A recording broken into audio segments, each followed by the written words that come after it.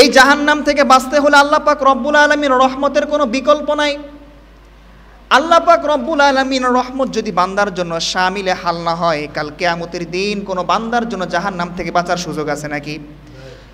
আল্লাহ পাক রব্বুল আলামিন তার হাবিবের জবানে আমাদেরকে জানিয়েছেন, নবীজি বলেন, লা ইউনাজ্জিয়া আহাদান মিনকুম আমালু, কাল কিয়ামতের দিন কোনো মানুষকে তার আমল জাহান্নাম থেকে বাঁচাতে পারবে না। সাহাবায়ে কেরাম এই কথা শোনার পর বড় অবাক হয়ে গেলেন। সাহাবায়ে কেরাম বললেন, যে ইয়া রাসূলুল্লাহ, আপনিও কি কাল কিয়ামতের দিন আপনার আমল দ্বারা জাহান্নাম থেকে বাঁচতে পারবেন না? নবীজি বললেন যে না, কোনো ব্যক্তির আমল কাল কিয়ামতের দিন তাকে জাহান্নাম থেকে বাঁচতে পারবে না যতক্ষণ পর্যন্ত আল্লাহ পাক রব্বুল আলামিনের রহমত বান্দার জন্য শামিলে হাল হবে না। সুবহানাল্লাহ পাঠ করেন।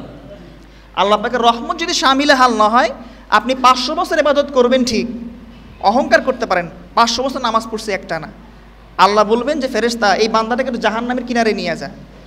যখন জাহান্নামের কিনারে যাবে, জাহান্নামের উত্তাপ, গলা শুকায় যাবে, বলবে যে ফেরেশতা আমার এক গ্লাস পানি দাও। ফেরেশতা বলবে যে ভাই, এটা তো দুনিয়া না, এটা আখিরাত। দুনিয়াতে বহু পানি পান করছেন, কোনো পয়সা লাগে নাই, আর জাহান্নামে আসছেন, এক গ্লাস পানির দাম 500 বছরের ইবাদত দিবেন? কয় দেন। এক গ্লাস পানি দিয়ে 500 বছর ইবাদত বিক্রি করে দিবে। ওই পানি খাওয়া শেষ, আমলে শেষ, এখন জাহান্নাম, ঠিক কিনা? তা আল্লাহ বলবেন যে বান্দা, তুমি জান্নাত পাইতে হলে আমি আল্লাহ পাকের রহমত ছাড়া কোনো বিকল্প নাই।